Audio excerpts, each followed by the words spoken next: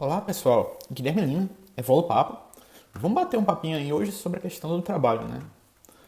Então, o que eu acho que uma pessoa deve levar em consideração com relação à escolha, né, por fazer alguma atividade, né? Então, a primeira coisa que eu gostaria de destacar, né, é que a Conscienciologia ela traz um conceito, né, inovador de subnível, né? Uma pessoa que não desempenha, né, todas as atividades que ela pode, né, que ela tem um potencial, né, dentro dela, é uma pessoa que está em subnível, né? Sub é uma palavra quer dizer, né, para baixo, né, abaixo. Então, esse termo ali diz respeito à pessoa estar realizando coisas abaixo do próprio nível evolutivo, né? O que pode incluir o aspecto técnico, mas também a questão, né, das tarefas diversas, né? Eu gostaria também de reapresentar, né, o conceito da Conscienciologia, que é o trinômio motivação, trabalho e lazer. Né? A ideia é que a pessoa, né, deva fazer, né, aquilo que tem a motivação, junto com a ideia, né, daquilo que ela sabe fazer, passando pelo retorno, né, que a atividade vai oferecer e aliado com uma coisa que a pessoa minimamente gosta de fazer. Né? E hoje existe até, né, a possibilidade de viver e jogar. Né? E eu gostaria de dizer que existem vários canais de gamers, né, no YouTube, e até mesmo gamers na casa lá dos 30, 40 anos, né? E algum tempo atrás, né, isso era meio que impensável, né? Contudo, né, que eu saiba, né, não existe graduação que ensina a pessoa a ser gamer profissional, nem tampouco como produzir, né, um canal no YouTube, né, de games, né? E tem gente que vive até também, né, de covers no YouTube. Eu também não conheço, né, nenhum curso superior para viver de covers no YouTube, né? Tem gente que vive também, né, em tempos internéticos e freelancers, né, ajudando basicamente a produção de conteúdo digital, né, da programação à edição e passando por várias coisas, né, bens, produtos digitais, né. E sempre há, né, bastante trabalho, né, para fazer online, né, nessas tarefas, né, digitais. Então, né, eu diria que hoje tem muito mais possibilidade, até mesmo fora das faculdades, para uma pessoa, né, viver com uma maior dignidade fazendo uma coisa que minimamente ela gosta de fazer, né? Então, eu me perguntaria, né, a essa altura, entre tantas opções do que fazer, né, o que efetivamente a gente deve escolher fazer ou não, né?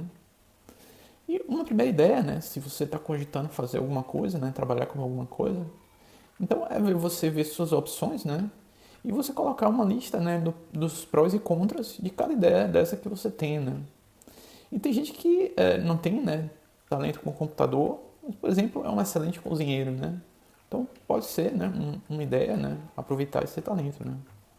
E tem gente que até tem muito talento, né, mas porque está precisando de dinheiro, ela se sujeita, né, a fazer aquilo que aparecer para ela, né. Nesse sentido, né, tem muitas pessoas, né, que não contratam pessoas assim, porque pensam, né, que quando ela tiver a chance, né, de fazer outra coisa, ela vai deixar simplesmente a empresa na mão, né.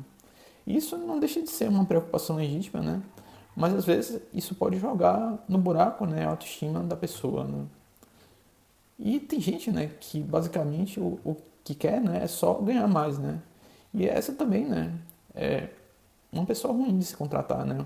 Uma pessoa que é um mercenário, ela vai ser uma pessoa que vai te deixar na mão de forma muito fácil, né. E levando em consideração, né, que tipo de tarefas vale o esforço, né, para você fazer, é importante, né, e também, né, sendo realista com as suas próprias habilidades, né.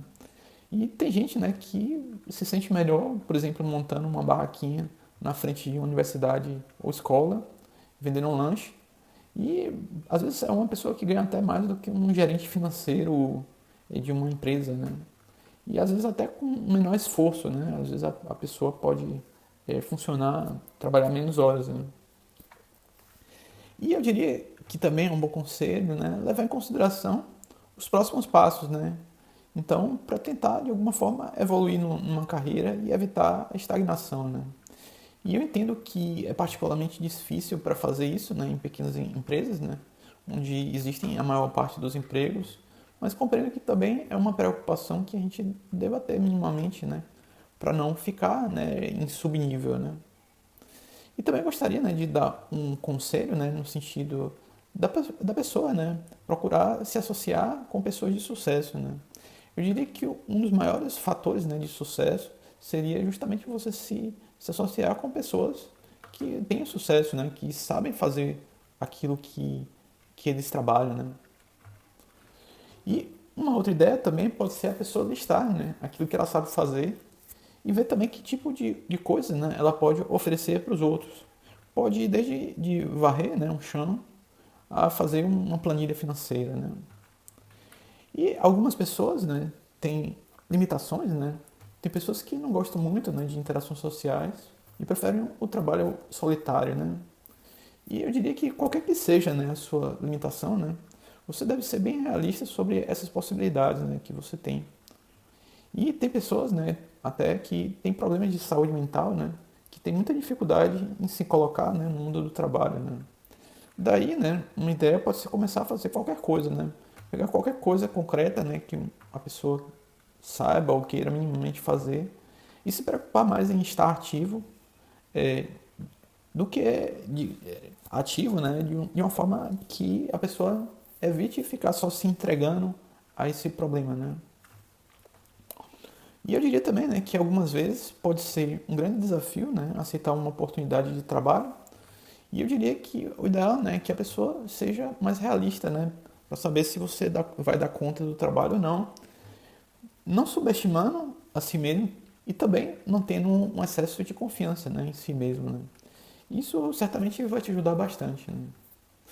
E outras vezes, né, a gente quer conviver, né, com pessoas que pensam como a gente, e isso eu diria que é especialmente verdade, né, para pessoas que estudam a conscienciologia e a espiritualidade, né. O maior desafio, né, do estudante de conscienciologia costuma ser justamente a pessoa progredir financeiramente para poder ter tempo, né, para aprofundar esses estudos, né, sobre espiritualidade e ensinando aquilo que já sabe e procurando de alguma forma aprender, né, o que não sabe, né.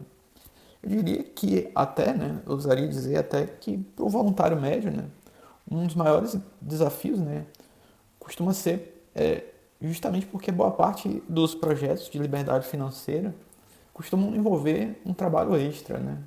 Muitas vezes a pessoa às vezes até se sente carente de ter meramente uma pessoa com quem conversar, né? E conciliar, né, o trabalho voluntário com essa tentativa, né, de alcançar uma liberdade maior, né, dessa pressão do dinheiro, né? Eu diria que é um dos maiores desafios ainda hoje, né? E acredito que para a maior parte, né, dos conscienciólogos, né? E nesse sentido, né, eu gostaria de dizer que eu me arrependi de não ter priorizado em determinadas épocas a minha carreira e mesmo com tudo de bom, né, que eu fiz no trabalho voluntário, né, a lição que ficou para mim é que a necessidade de trabalhar, né, o ego karma, ou seja, as minhas próprias questões, né, é aquela história, a pessoa seguir o princípio da máscara no avião, né? Se uma cabine ela é despressurizada, a gente bota a máscara primeiro na gente. Então, a ideia, né, da carreira é você investir primeiro na sua carreira e depois, para depois a pessoa ter condição, né, de fazer o trabalho voluntário de uma forma mais sustentável, né? E algumas vezes é legal, bacana, né, se ter em vista ideais, né? Mas o professor Valdo Vieira ele recomendava, né? Ele dizia que a pessoa precisa ter os pés no chão e a cabeça no cosmos, né? O mental no cosmos, né? E o que ele quer dizer com isso é basicamente que a gente deve ter, né, ideais, mas que também a gente deve ser bastante realista, né? Pé no chão, né? O que o professor Valdo Vieira mais destaca a respeito do trabalho é o chamado vínculo consciencial, né? O que é isso, né? Basicamente é quando você desempenha, né, uma atividade profissional que ela está vinculada, né, com as ideias que você tem, né? E em contraponto, né, com o vínculo exclusivamente empregatício, né, que o fim único é ganhar dinheiro propriamente dito, né? Ainda existiria, né, no caso, o duplo vínculo, que seria aliar, né, o vínculo consciencial com o vínculo empregatício, né? Seria a pessoa tá fazendo um trabalho porque ela tem ideias, né, em comum com aquele trabalho e também para o ganha-pão dela, né? O dinheiro, né? E o ideal, então, eu diria que é a pessoa buscar, né, conciliar todas essas variáveis, porque aí ela vai ter mais chance, né, de ser bem sucedido, de ser mais bem pago e ter uma maior qualidade de vida e também se motivar mais, né? E eu gostaria, né, de destacar um assunto bastante na moda, a chamada silent quitting da geração G, né? A geração Z. E eu acho que, particularmente, eu acho que isso está acontecendo é algo que vai pressionar, né, ainda mais a automatização em massa de trabalhos repetitivos para que o trabalho, né, para o ser humano não seja algo obrigatório, né, como é hoje para a maior parte das pessoas. Né. Eu gostaria também de finalizar, né, dizendo, né, que o trabalho voluntário ele pode ser uma ferramenta bastante útil para a gente aperfeiçoar a gente mesmo, né? Mesmo que a gente não ganhe nada de material, eu diria que existe muito espaço, né, para aprender prestando um serviço voluntário. Né? Gostaria, então, de finalizar com a nossa clássica recomendação na arte. Temos um excelente filme, Um Homem de Família, de 2000, e é basicamente um filme, né, que põe a gente para pensar o que poderia ter acontecido se em algum momento da nossa vida a gente tivesse tomado uma outra decisão. Né? Então, pessoal, era isso que eu tinha para dizer hoje. Se você curtiu, dê o seu like aí que ajuda a gente pra caramba. Se você quiser comentar alguma coisa, comenta alguma coisa aí embaixo. E se quiser ajudar a gente, compartilhe com mais gente, né? Então, era isso que eu tinha para dizer. Um grande abraço. Tchau, tchau.